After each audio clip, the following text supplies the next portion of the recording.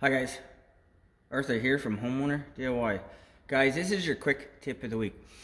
So what you see here is called a pedestal sink. So a pedestal sink has a leg that goes down the middle, and that's going to conceal your trap. Now this is just a sink for a specific style of look. I'm a personal fan of pedestal sinks. I like the way they look.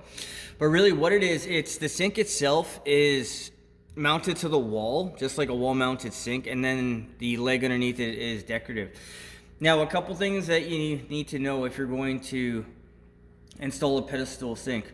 First of all, your stops for your hot and cold, they need to be symmetrical. They need to be the same distance in elevation and off center, so the center of the leg, because if they're not, the look of the sink, once it's installed, will look terrible because people like symmetry.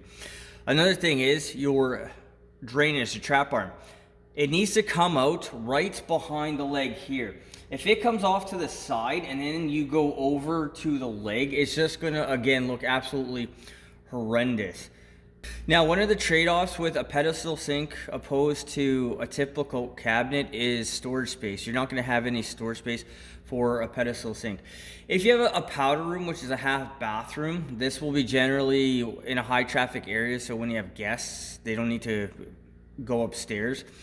I think a pedestal sink is a nice fit for something that you don't need storage space.